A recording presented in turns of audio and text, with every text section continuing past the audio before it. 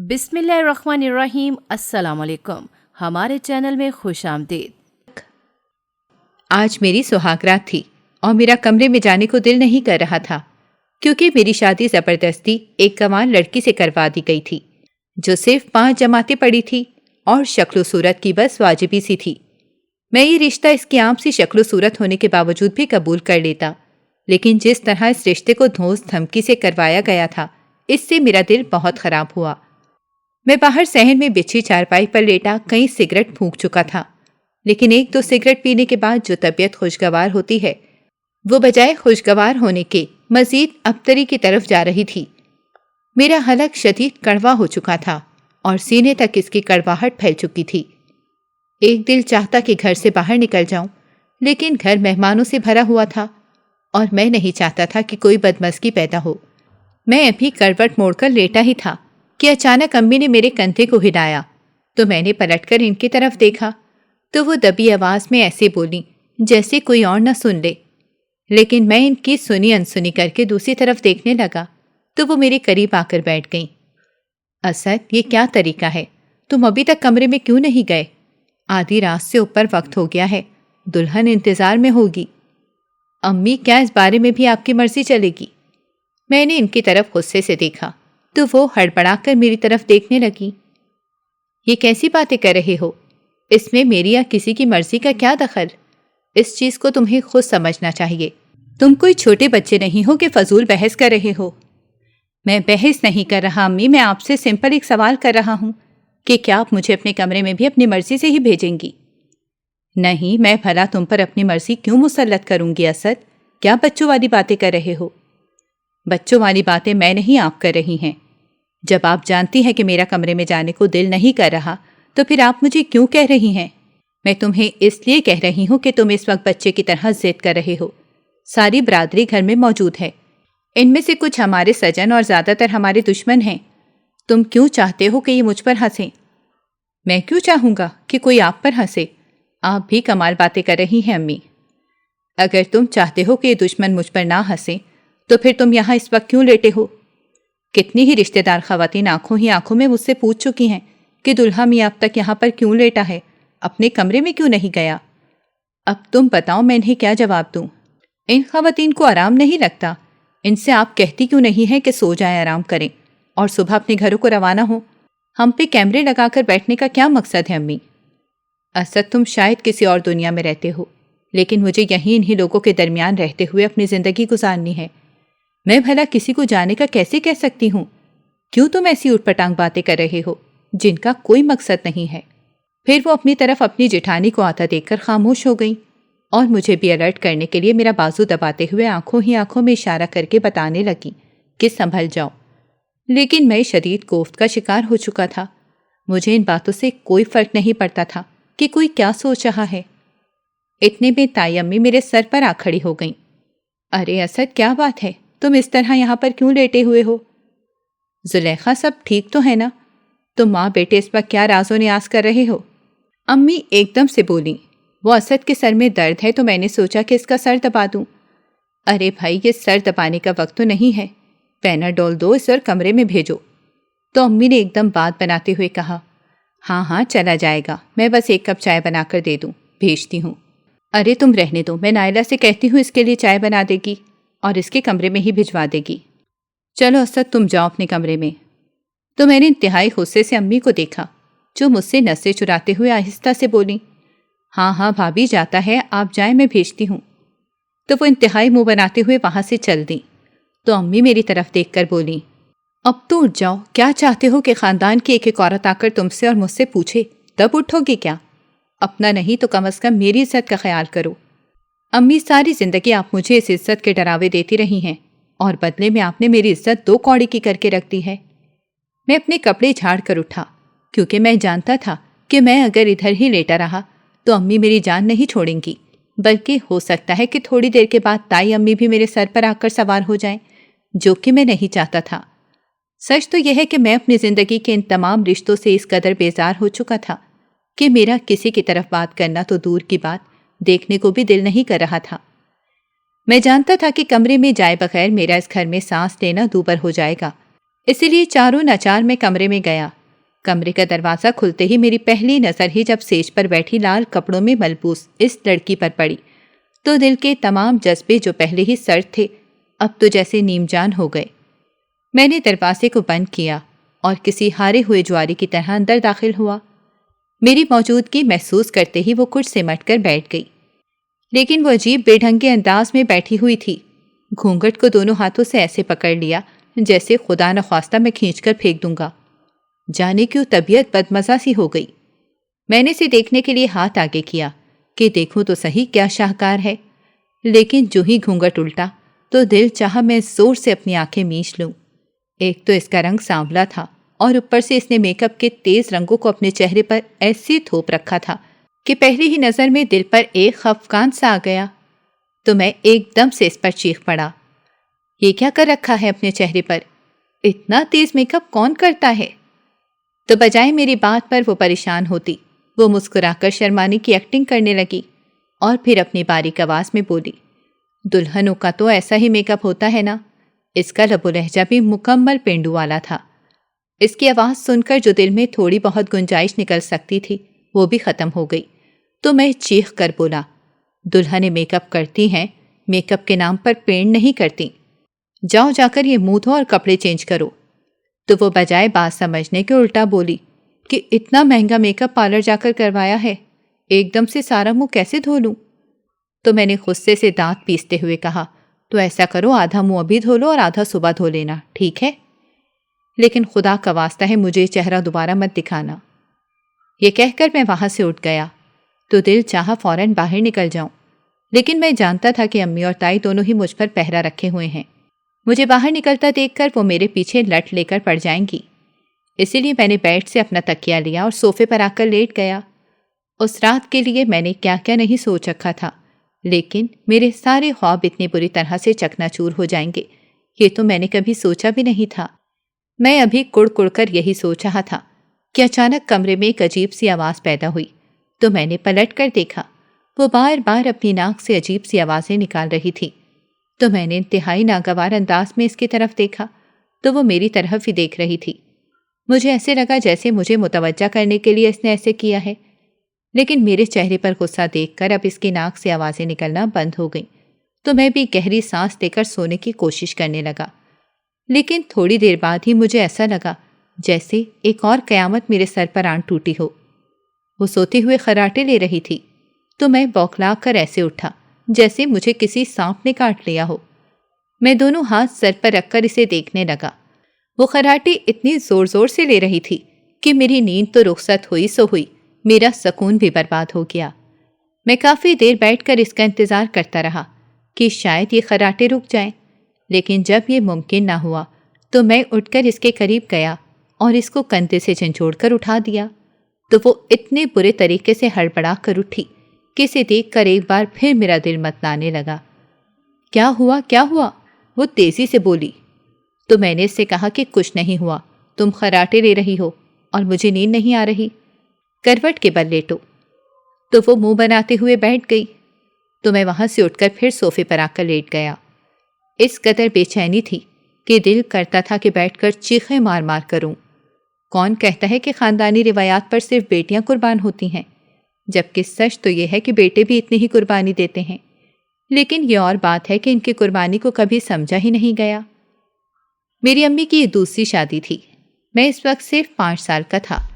مجھے وہ وقت اچھی طرح سے یاد ہے جب میں اپنے ستیلے بہن بھائیوں میں گھرا ہوا کھڑا تھا اور امی کو کمرے میں لے جایا گیا تو میں مچل گیا کہ میں نے بھی انہی کے ساتھ جانا ہے۔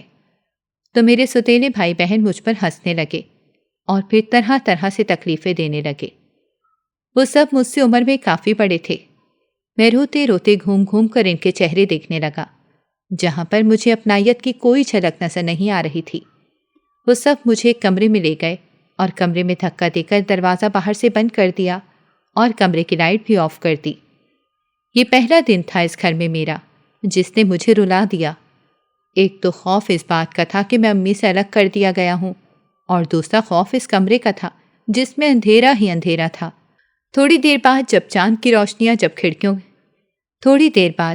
کی روشنی جب کھڑکیوں کے راستے اس کمرے میں آئی تو یہ کمرہ ہلکا سا روشن ہو گیا، تو مجھے پتا چلا کہ یہ کچھ اسٹور نما روم ہے جس میں گھر کی الا بلا فالتو چیزیں پڑی ہیں، جہاں پر نہ تو بیٹھا جا سکتا ہے اور نہ ہی لیٹا۔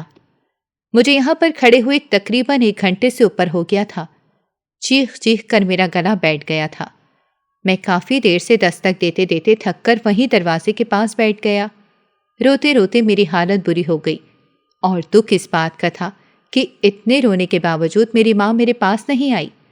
وہ تو یہ بات بہت اچھے سے جانتی تھی کہ میں اس کے بغیر رات کو 1 منٹ بھی اکیلے نہیں سو سکتا۔ میری ماں مجھ سے اس گھر میں آتے ہی اتنی بے خبر کیسے ہو سکتی ہے؟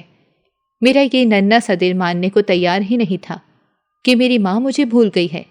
میرے ابا کی ڈیتھ میرے بچپن میں ہی ہو گئی تھی، تو امی مجھے لے کر نانو کے گھر رہنے آ گئیں، جہاں پر میں ہر وقت امی کے ساتھ سائی کی طرح رہتا تھا۔ انہوں نے یہاں پر محلے میں ہی سلائی سینٹر جوائن کر لیا، اور جو بھی آمدن ہوتی وہ لا کر بھابھی کے ہاتھ پر رکھ دیتی۔ یوں مامی کو امی کے رہنے پر اعتراض ذرا کم ہونے لگا۔ امی بجلی گیس کے بل بھی ادا کرتی، لیکن جب بجلی کے بل زیادہ آنے کی وجہ سے امی اپنا بل نہ دے سکیں تو مامی نے ہمارے کمرے کی لائٹ کاٹ دی۔ تو اس دن میں نے پہلی بار اپنی ماں کو بہت روتے ہوئے دیکھا۔ امی نے میرا ہاتھ پکڑا اور نانی کے کمرے میں آ گئیں۔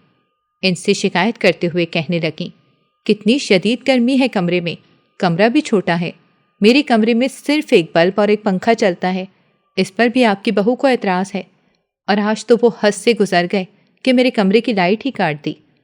آپ اس سے پوچھیں تو صحیح، آخر وہ کس بات کا بدلہ مجھ سے لے رہی ہے؟ میں بات کروں گی تو وہ خامخواہ لڑائی بنے گی۔ تو نانی نے افسوس بھری نظر سے امی کو دیکھ کر کہا، میں اس سے کیا بات کروں گی؟ تمہارا کیا خیال ہے؟ کیا میری اس گھر میں چلتی ہے؟ اگر میری اس گھر میں چلتی تو میرا بیٹا مجھے یوں کاٹ کباڑ کی طرح اس کمرے میں نہ پھینکتا۔ اس نے پورے گھر کی سیاہ سفید کی مالک اپنی بیوی کو جب بنا دیا ہے تو پھر میری اس گھر میں اور اہمیت کیا رہ گئی ہے؟ نانی بات کرتے کرتے رو پڑی، تو امی پریشانی سے میرے سامنے ہی زمین پر آ کر بیٹھ گئیں۔ میں بھی بات نہ کروں، آپ بھی بات نہ کریں، تو پھر یہ معاملہ کیسے حل ہوگا امی؟ اتنی شدید گرمی ہوتی ہے، میں خود تو جاگ سکتی ہوں، لیکن یہ معصوم یہ اتنی گرمی کیسے برداشت کرے گا؟ اس کی حالت تو دیکھیں، کس قدر پسینے پسینے ہو گیا ہے۔ امی اپنے دوپٹے سے میرا چہرہ صاف کرتے ہوئے بولی۔ تو نانی نے امی سے کہا کہ تم رات کو اسے میرے کمرے میں چھوڑ جایا کرو، میں یہی کر سکتی ہوں تمہارے لیے، اس کے علاوہ تم مجھ سے کوئی امید نہ رکھنا۔ میں نہیں چاہتی جو پکی ہوئی 1 روٹی مجھے ملتی ہے اس سے بھی جاؤں۔ نانی کی بات سن کر امی خاموشی سے آنسو بہاتی چلی گئیں۔ میرے لیے یہ منظر انتہائی کربناک تھا کہ میں اپنی ماں کو بے بسی سے روتا ہوا دیکھ رہا تھا، لیکن اس کے بعد میں نے دل میں یہ ارادہ باندھ لیا کہ چاہے کتنی ہی گرمی مجھے کیوں نہ لگے، میں اپنی ماں سے اس بات کا بالکل بھی تذکرہ نہیں کروں گا، اور میں نے ایسا ہی کیا۔ میں بار بار اپنی قمیض کو پانی سے گیلی کرتا، امی خاموش نظروں سے مجھے کپڑے گیلے کرتے ہوئے دیکھتی اور ایک آہ بھر کر چپ ہو جاتی۔ میں نے بہت بچپن میں رشتوں کی یہ سنگ دلی دیکھی تھی، اس لیے میں ہر وقت اپنی ماں کے ارد گرد ہی رہتا۔ مجھے ماموں ممانی اور ان کے بچوں سے بہت ڈر لگتا تھا۔ پتہ نہیں کیا تھا کہ ممانی کو میرے وجود سے نفرت تھی، کہ میں اگر ذرا سا بھی ان کے بچوں کے کھلونوں پر ہاتھ لگاتا یا ان کے کمرے میں چلا جاتا تو وہ مجھے دھتکار کر ایسے باہر نکال دیتی کہ جیسے خدا نخواستہ مجھے کوئی انتہائی موذی بیماری ہے جو ان کے بچوں کو لگ جائے گی۔ میں ترسی ہوئی نگاہوں سے اپنی ہی عمر کے کزنوں کو انتہائی قیمتی کھلونوں سے کھیلتا ہوا دیکھتا، تو ایسے میں مجھے اپنے ابا بہت زیادہ یاد آتے کہ کاش وہ ہوتے تو مجھے اس طرح کھلونے دلواتے۔ ماموں نے کبھی بھی نہ تو میرے سر پر ہاتھ رکھا اور نہ ہی مجھے کوئی کھلونا لا کر دیا۔ ایسے میں اگر میں اپنے دل کے ہاتھوں مجبور ان کے بچوں کا کھلونا لے لیتا تو ماموں کے بچے اس قدر شور مچاتے کہ ماموں انہیں ڈانٹنے کے بجائے الٹا مجھے ڈانٹ دیتے، اور ممانی میرے ہاتھ سے کھلونا لے کر اپنے بچوں کو دیتے ہوئے کہتی، یہ تو ہے ہی ندیدہ، ہر وقت میرے بچوں کی چیزوں کی طاق میں رہتا ہے۔ تو ایسے میں روتا ہوا امی کے پاس جاتا اور ان سے شکایت لگاتا کہ ممانی مجھے ندیدہ بولتی ہیں۔ میرے نزدیک ندیدہ ایک گالی تھی، تو امی مجھے سمجھاتی کہ تم ان کے کمرے میں جاتے ہی کیوں ہو؟ آئندہ میں نہ دیکھوں کہ تم ان کے کمرے کی طرف جا رہے ہو۔ لیکن میں انہیں کیا بتاتا کہ جب میں ان کے پاس نئے کھلونے دیکھتا ہوں تو میرا دل مچل جاتا ہے۔ ایسے میں میرا دل بہت مچلتا کہ میرے پاس بھی ایسے کھلونے ہوں۔ تو میں امی سے کہتا کہ آپ مجھے ایسے کھلونے اگر دلوا دیں تو میں کبھی ان کے کمرے میں نہیں جاؤں گا۔ تو امی میری باتوں پر افسردہ ہو جاتی اور پھر مجھ سے وعدہ کرتی کہ جب اگلی بار مجھے پے ملے گی تو میں تمہارے لیے کھلونے ضرور لے آؤں گی۔ لیکن امی جو کماتی تھی اس سے آٹا دال بمشکل پورا ہوتا، اور بجلی گیس کا بل دینے کے بعد اتنے پیسے ہی نہ بچتے تھے کہ وہ میری خواہش کو پورا کر پاتی، اور یوں ہر مہینے اپنی امیدیں اپنی آنکھوں میں ٹوٹتے بکھرتے دیکھتا رہتا تھا۔ انہی دنوں امی کا رشتہ آیا تو نانی نے امی سے کہا کہ بہتر ہے تم دوسری شادی کر لو، یہاں پر تو مر مر کے جینے سے تو 1000 درجے اچھا ہے کہ تمہارا اپنا گھر ہو جہاں تم اور یہ بچہ سکھ کی سانس تو لے سکیں۔ اب خونی رشتے صرف کتابوں میں رہ گئے ہیں، حقیقت تو یہ ہے کہ خونی رشتوں سے غیر پھر اچھے ہوتے ہیں جو کم از کم دکھ سکھ میں ساتھ تو کھڑے ہوتے ہیں۔ امی دوسری شادی نہیں کرنا چاہتی تھیں، لیکن ماموں کے گھر کے حالات اس قدر ہم دونوں ماں بیٹے کے لیے تنگ ہو چکے تھے کہ امی کو ایک کڑا فیصلہ کرنا پڑا۔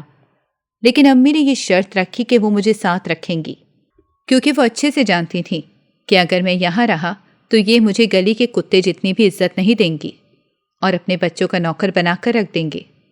اللہ کا کرنا ایسا ہوا کہ امی کا جو رشتہ آیا انہوں نے کوئی اعتراض نہ کیا اور امی سے صاف صاف کہا کہ وہ اپنا بچہ اپنے ساتھ ہی رکھیں، ہمیں کوئی اعتراض نہیں۔ اور یوں میں امی کے ساتھ ہی رخصت ہو کر ان کے دوسرے شوہر کے گھر آ گیا۔ ان کی پہلی بیوی فوت ہو چکی تھی، جس میں سے ان کے 2 بیٹے اور 1 بیٹی تھی جو مجھ سے عمر میں کافی بڑے تھے، لیکن ان بچوں نے نہ مجھے قبول کیا اور نہ ہی امی کو۔ وہ اپنے ابو کے جانے کے بعد اکثر امی سے لڑائی کرتے کہ آپ نے ہمارے ابو کو پھانسا ہے، تبھی انہوں نے آپ سے شادی کی ہے، ورنہ ہمارے ابو کبھی دوسری شادی نہ کرتے۔ امی ان کی باتوں پر اکثر خاموشی اختیار کر لیتی، کہتی بھی کیا، کیونکہ میرے ستیلے ابو نے امی کو صاف صاف کہا تھا کہ میں تمہاری طرف سے کوئی شکایت نہ سنوں، تمہارا بچہ اگر میں نے اپنے ساتھ رکھا ہے تو صرف اس وجہ سے کہ میں خود بھی بچوں والا ہوں اور مجھے اپنے بچوں سے آگے کسی کا بچہ بھی نہیں ہے۔ اگر میرے بچے پریشان ہوئے تو تمہارا بچہ بھی آرام سے نہیں رہے گا۔ اور امی نے تو یہ بات جیسے اپنے پلو سے ہی باندھ لی تھی، لیکن ان کے بچوں نے قسم کھا رکھی تھی کہ امی کو کسی صورت چین سے نہیں رہنے دینا۔ ایک دن نہ جانے انہوں نے اپنے باپ کے کانوں میں کیا سور پھونکا کہ میرے ستیلے باپ نے طلاق دینے کی ٹھان لی۔ ایسے میں ان بچوں کی تائی، جنہیں میں بھی تائی امی کہتا تھا، انہوں نے کسی طرح سے اس معاملے کو سلجھایا اور یوں امی کا گھر اجڑنے سے پہلے ہی دوبارہ بس گیا، جس پر امی ہمیشہ سے اپنی جٹھانی کے احسان مند رہیں۔ میں نے انہیں کبھی بھی اپنی جٹھانی کے سامنے اونچی آواز میں بات کرتے ہوئے نہیں دیکھا، بلکہ وہ ان کے سامنے ہمیشہ ہاتھ باندھے کسی نوکرانے کی طرح کھڑی رہتی اور ان کی ہر بات آنکھیں بند کر کے مان لیتی۔ وہ اگر دن کو دن کہتی تو امی بھی ایسا ہی کہتی۔ میں جب تھوڑا سا سمجھدار ہوا تو مجھے امی کی یہی عادت کھٹکنے لگی۔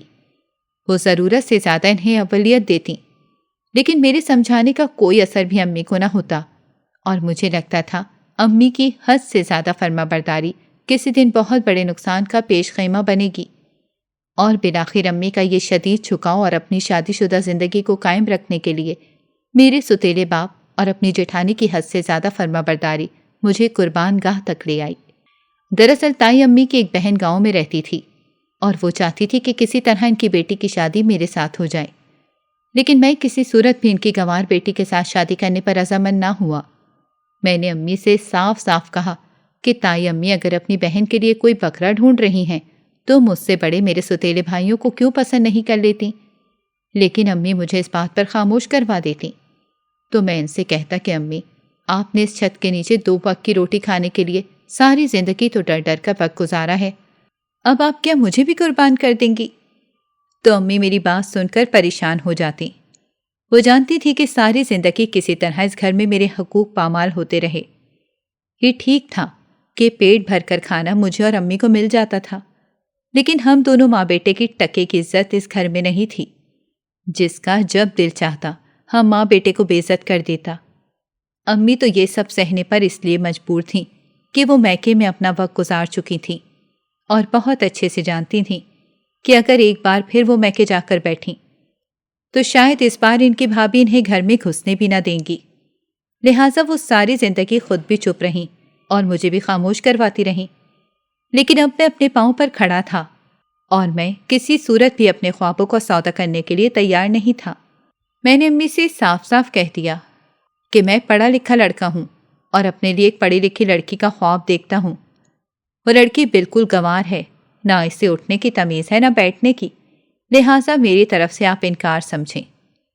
امی کے توسط سے جب یہ بات تائی امی نے سنی تو وہ شدید آگ بگولا ہو گئیں اور انہوں نے فٹ میری شکایت میرے سوتیلے باپ سے کر دی اور انہیں اتنا بھڑکایا کہ انہوں نے امی کو گھر سے نکال دیا اور دھمکی دی کہ انہیں جلد ہی طلاق بھی دے دی جائے گی۔ دوسری طرف انہوں نے اپنا سورس استعمال کر کے میری نوکری بھی ختم کروا دی۔ میں نوکری ختم ہونے کی وجہ سے شدید ڈپریشن کا شکار ہو گیا، کیونکہ میں نے اپنے دل میں یہی سوچ رکھا تھا کہ میں بہت جلد اپنے پیروں پہ کھڑا ہو کر اپنے سوتیلے باپ کا یہ گھر چھوڑ دوں گا، جہاں ہر وقت میری عزت نفس پامال ہو، وہاں مجھے مزید ایک دن اور نہیں رہنا۔ میں ابھی اپنے مستقبل کے خواب بن ہی رہا تھا کہ مجھ پر یہ افتاد آن پڑی تو میں شدید پریشان ہو گیا کہ اب کیا ہوگا۔ میں تو اب اپنے ساتھ ساتھ اپنی ماں کو بھی سہارا دینے کے قابل نہیں رہا۔ امی الگ صدمے کا شکار تھیں۔ وہ اور میں دوبارہ سے ماموں کے گھر میں بیٹھے تھے، جہاں پر مامی نے ہمیں دیکھتے ہی اتنا برا منہ بنایا کہ ہمارے سلام کا جواب دینا بھی گوارا نہیں کیا اور کمرے میں جا کر دروازہ زور سے بند کر دیا۔ امی نے انتہائی افسردہ نظروں سے میری طرف دیکھا اور کہا، میرا کیا ہے، آج ہوں کل نہیں، لیکن تمہارا کیا بنے گا؟ تم اچھے سے جانتے ہو کہ تمہارے سوتیلے باپ کا اس شہر میں کتنا اثر و رسوخ ہے، وہ تمہاری جاب کہیں بھی نہیں ہونے دے گا، پھر بیٹھے رہنا اسی دروازے پر اور روز ذلیل ہونا۔ امی مجھے باتیں سنانے کے ساتھ ساتھ رونے لگیں تو میرا دل پسیج گیا۔ میں نے ساری زندگی اپنی ماں کو ذلیل ہوتے ہوئے اور بے بسی سے روتے ہوئے دیکھا تھا۔ میرا دل مٹھی میں آ گیا تو میں امی کے پیروں میں بیٹھ گیا تو انہوں نے ایک دم میرے آگے ہاتھ جوڑ کر کہا کہ تمہیں رب کا واسطہ ہے، تم اپنے فیصلے کو واپس لے لو اور جہاں تمہاری تائی کہتی ہیں وہاں شادی کر لو، یوں تمہیں بھی عزت سے جاب کرنے کا موقع مل جائے گا اور میں بھی 4 دن سکھ کے گزار لوں گی۔ میں مانتا ہوں میں ایک کمزور مرد تھا، حالات کا مقابلہ کرنے کی میرے اندر سکت نہیں تھی، اسی لیے میں نے امی کی بات مان لی، لیکن میں یہ نہیں جانتا تھا کہ جس سے میری شادی ہونے والی ہے وہ بے حد گنوار ہوگی۔ شکل و صورت تو اللہ تعالیٰ دیتا ہے، اس پر میں کیا آبجیکشن کرتا، لیکن اس کی عادات بھی بہت بری تھیں۔ اس کا اندازہ یہاں سے لگائیں کہ رات کو میرے اور اس کے درمیان جو بھی معاملہ ہوا وہ اس نے اگلے دن سب کے سامنے کھول دیا تو میں ہکا بکا رہ گیا۔ تائی امی مجھے کسی جلاد کی طرح دیکھنے لگی اور میں جز بز ہو کر اس لڑکی کو دیکھ رہا تھا جو میرے پلے باندھ دی گئی، کہ جسے نہ اپنی عزت کا خیال تھا اور نہ میری عزت کا۔ جو اس کے ساتھ میرا وقت گزر رہا تھا مجھے لگتا تھا کہ میں بہت جلد خودکشی کر لوں گا۔ وہ صرف زبان کی تیز نہیں تھی بلکہ حد درجہ بدتمیز اور بد زبان بھی تھی۔ وہ میرے ساتھ تو اونچی اونچی آواز میں بات کرتی تھی، لیکن جب اس نے امی کو بھی کسی زرخرید غلام کی طرح ٹریٹ کرنا شروع کیا تو میرا ماتھا ٹھنکا۔ اس بات پر میری اور اس کی اکثر بحث بھی ہو جاتی اور میں اسے کہتا کہ تم جو سلوک میرے ساتھ کر رہی ہو وہ تو میں کسی نہ کسی طرح برداشت کر لوں گا، لیکن اگر تم نے یہی سلوک میری کمزور اور بیمار ماں کے ساتھ کیا تو یہ مجھ سے برداشت نہیں ہوگا۔ لیکن وہ میری بات ایک کان سے سن کر دوسرے سے نکال دیتی اور مجھے کہتی کہ تم نے جو کرنا ہے کر لو، میرا تو جو دل کرے گا وہ میں کروں گی۔ اس نے ہم ماں بیٹے کی زندگی اس قدر اجیرن کر دی کہ میری تو بس ہو گئی۔ نوکری تو میری بحال ہو چکی تھی تو ایک دن میں نے امی سے آہستہ سے کہا کہ امی، اب میں اس قابل ہوں کہ الگ مکان لے کر رہ سکتا ہوں، کیوں نہ ہم کرائے کا گھر لے کر وہاں شفٹ ہو جائیں؟ تو پہلی بار امی نے میری طرف چمکتی ہوئی آنکھوں سے دیکھا اور کہا، میں بھی اس گھر سے اب جانا چاہتی ہوں۔ ساری زندگی اس گھر کو دے دی لیکن یہ گھر نہ مجھے عزت دے سکا اور نہ ہی اہمیت۔ لیکن اگر تمہارے ستیلے باپ کو پتہ چلا تو کہیں وہ تمہاری نوکری پھر سے نہ ختم کر دے۔ امی کی بات میں وزن تھا، میں جانتا تھا کہ میرا ستیلا باپ کچھ نہ کچھ ضرور کرے گا، اس لیے میں نے چپکے سے ایک دن دوسرے شہر اپنی ٹرانسفر کروا لی اور پھر میں چپکے سے بھاگ کر شہر آ گیا۔ میں نے یہاں آنے کی بات امی کے ساتھ بھی شیئر نہیں کی کیونکہ میں جانتا تھا کہ اگر ان پر ذرا سا بھی دباؤ ڈالا گیا تو وہ اگل دیں گی۔ میں نے نوکری کے ساتھ ساتھ سیکنڈ ٹائم اپنا ایک چھوٹا موٹا سا کاروبار فوڈ پوائنٹ کے نام سے شروع کیا، اور یہ کاروبار میں نے بہت سوچ سمجھ کر شروع کیا تھا کیونکہ میں جانتا تھا کہ میرا ستیلا باپ ایک نہ ایک دن میرے دوسرے شہر ٹرانسفر ہونے کے بارے میں جان لے گا اور ایک بار پھر مجھے دباؤ میں لینے کی کوشش کرے گا۔ اسی لیے میں اپنی نوکری کے ساتھ ساتھ کاروبار میں اپنا ہاتھ پیر جمانے کی کوشش کر رہا تھا کہ اگر کبھی میری نوکری ختم بھی ہوتی ہے تو میں 2 وقت کی روٹی کا محتاج نہ ہوں، کیونکہ میری اور امی کی زندگی میں یہ 2 خوف ایسے تھے جنہوں نے ہمیں چین سے سانس لینے نہ دیا۔ میں چپکے سے امی سے رابطے میں تھا اور ان سے کہہ دیا تھا کہ آپ صبر سے کام لیں، ایک دن ہمارا بھی آئے گا۔ وہ میری کامیابی کے لیے دن رات دعائیں کرتی رہتی۔ میرا کاروبار دن دگنی رات چگنی ترقی کرنے لگا تو میں نے نوکری چھوڑ دی اور 2 کمروں کا گھر لے کر امی کو اپنے پاس لے آیا۔ میں انہیں دربدری کے اس خوف سے ہمیشہ کے لیے آزاد کر دینا چاہتا تھا۔ دوسری طرف میں نے اپنی گنوار بیوی کو، جو رشتوں میں محبت اور اخلاص کے بجائے دھونس کے ساتھ وقت گزارنے کی عادی تھی، طلاق دے دی۔